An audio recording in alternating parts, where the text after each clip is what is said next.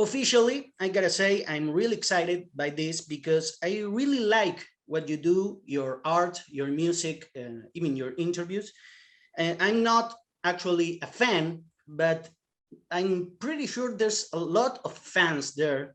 You're their idol. You know, how do you feel about being someone else's idol? I can't even imagine that that is a thing. Um, I never thought about it. I don't, I guess I just assumed that that doesn't exist. You know, when you make stuff and put it out there, you really have no idea of how it's perceived or how it affects people, unless you have a conversation in person and somebody tells you. But I would never assume that I was anyone's idol, nor ever should be. So I can't even really like process that. Um, Weird. I don't know. I don't even know if it's true. But hey, thank you for listening. Well, you just said you think there shouldn't be any idols. I heard correctly? Yeah, that I definitely shouldn't be, but probably there shouldn't be any. You know, I think because ultimately, no matter who does what, I mean, there's no variation in levels. There's no pedestals. I mean, we're all equally sharing, you know, the human experience, and no one is, you know, better or above in any sense. It's like, you know, to me that's kind of all bullshit. So the concept of idolizing someone and putting them up there, the truth is, you know, behind it, aside from their art, they could be the most boring, uninspired, awful person you don't know. But everybody has the same struggles. Everybody has rough days and mental, emotional. I mean, that's being a human. So when you idolize people, I think it's more like an idea you create about them rather than who they really are. So idols don't make a lot of sense. But I have also been super.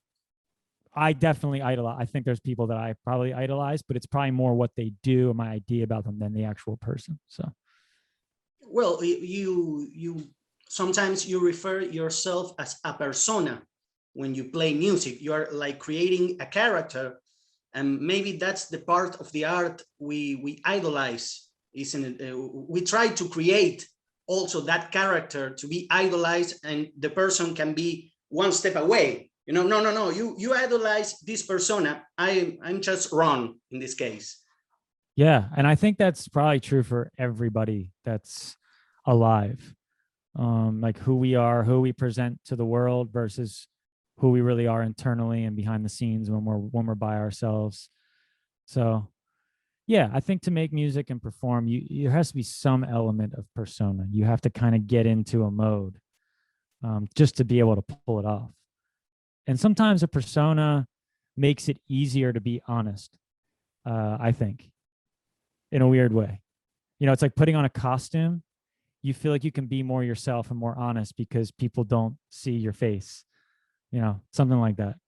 Well, about being yourself, you recently, let's put it like this because it was before Stardust birthday party, you had like a spiritual epiphany, breakthrough. I don't know how you will name it, but you spent a lot of time reading authors like Osho, Alan Watts, at least I read you said, and you felt differently about yourself, isn't it? Yeah. There was a few years where I was on a very intensive inward path. Just kind of hitting a wall with life and then being like, you know, I'm kind of just tired of all the struggles. Like, let's understand. And, you know, you work through your stuff, you look at yourself. I try to adopt like meditation practices just to help mentally, going on retreats, you know, reading those kinds of books. And yeah, they really, I wouldn't say necessarily had any kind of epiphany, but I finally like, it's more of just a simplification of things because I'm a pretty neurotic, fast-brained person, and when I was diving into those things, I was able to find a little bit of rest from all that mental chaos, and in that, it was like, it's actually all really, really simple. I'm just alive. It's all fine, contrary to like all this noise in my head. And so not much of an epiphany, more just like simplifying things and like trying to get a glimpse of like very basic fundamental stuff instead of just the constant thinking and the thought. And it definitely helped, it helped to not believe every word that my mind was saying to me. And, I feel a little lighter, feel like I can just kind of let go and go with the flow of life a little bit more. Whereas I used to be very like, angry at the world, frustrated, kind of like neurotic guy, and just get tired of that shit. So, yeah. Well, you said it got lighter, and I do agree that shows in your music. Heavy Meta, your debut album, was amazing. When I heard that, I said, "What the heck? Who is this guy? I never knew about him." And then Stardust became exactly lighter. First one was tense. Stardust became lighter, and this one is like even more vaporwave, kind of lighter.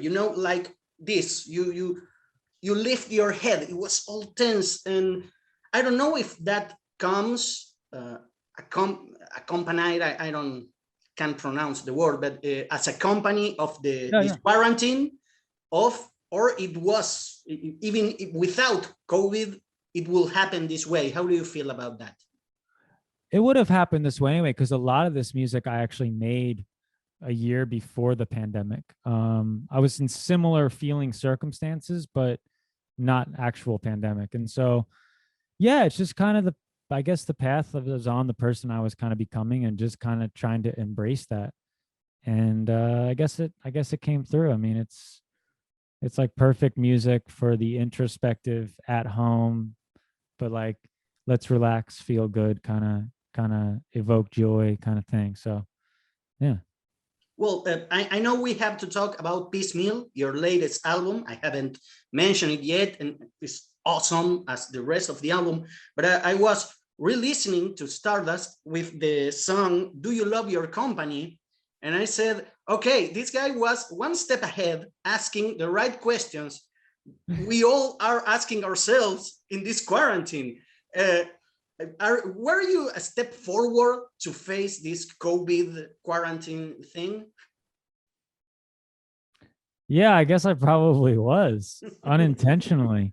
I don't know why, but I like with Heavy Meta, for example, my goal with that was to try to like rattle the complacency, socially, like especially in this country, to kind of avoid us getting to the place that we got to politically and socially, like disrupt, like, try to awaken, some kind of awareness with people where it's like, and then kind of look what happened. And then with Stardust, yeah, I was sort of in this very introspective existential crisis, and then made a record from that. And then now everybody is having an existential crisis, and me included. Yeah, I don't know. I don't know. It's I don't know what that means. I guess I was a little prepared for it though. Well, other thing you said, it's like you have this contradiction, well, at least in my point, with society. You kind of hate it.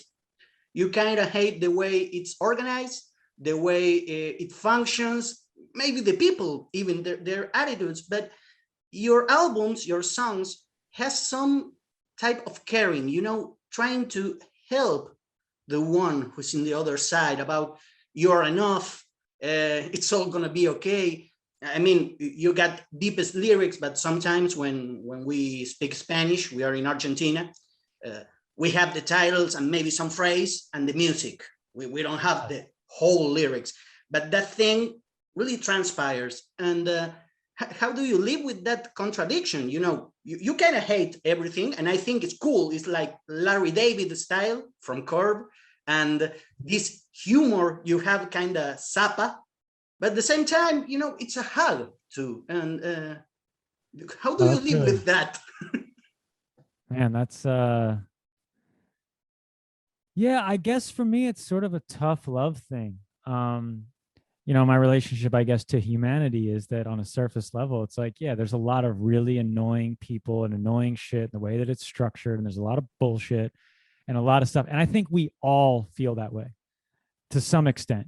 not everybody talks about it or is open about it, but I think everyone deep down is like, yeah, this is normal and how we live, but I think deep down I know that it's not right. And so that's kind of, I guess, where it comes from, is acknowledging that it's tough love for humanity, and me being a part of that, to be like, let's all bond over our dislike for the way that things are, and find a way to kind of like blur those lines and make for a better situation. And that's why I inject the humor. It's like I'm like, ah, and then the hug and the laugh and line it with humor, because that's when I think, at least for me, feel like you can kind of accomplish something. If we can get people to laugh at themselves, that can be change. So yeah, it's one way, I guess, to try, and that's why how I guess all those things work together. It's like shake someone like out of love. I guess that's what I do with music. Well, Peacemeal, sorry, actually feels like that, and I really loved it. And I was thinking, which song you like the most about your album? Do you love your own album? You know what? This one I do. It's like I said, it's like the first record I've put out that I actually still like it on the day that it came out, because I normally don't like my records on the release day because it's so much time and so many live shows and you're tired of the songs. But this one, I'm still there. I still do love the record. And I think for that reason, I think because I'm able to say what I normally like to talk about, but people can also just feel good and get joy from the actual sound of it. And for me, that's something that's a message I can feel good about forever. So yeah, my favorite song, it's tough. I mean, I like Can We Still Be Friends? I actually really like Saturday Part 1 and Part 2, which I think is the two that everyone's going to hate or not like or skip over or criticize on the record, but they're more for me because I think they're the most like honest portrayal of like weirdo thoughts in my head. It's so in the face. It's a song in the face. Yeah, and I don't think most people are going to like it, but that's my little treat, Like I love the words to that song, and it's really real for me because it's exactly what I was thinking at the time. I just like put it out there almost like a joke. So those are a few of my favorites. Okay, well, the last question, and is the obligatory one, but with some imagination, that we are from Argentina. If this sometime ends and you are going back to tour, are you actually considering coming again to South America? Because I know you came to South America before. Never. You got a lot of articles that say you came to South America in a spiritual journey with some shaman. Not true, but I'm glad that's out there. Fake news. Okay. Fake news. Nothing on the internet is real. Never step foot in South America, but I would love to. Okay. Well, we are going to wait for you all time needed, but at the same time, we have this amazing music to enjoy. Thank you for your time, Ron. And I hope we see you again soon. I hope so too. Let's fingers crossed. It's going to happen. So. Okay. See you later. All right. Thank you. Bye.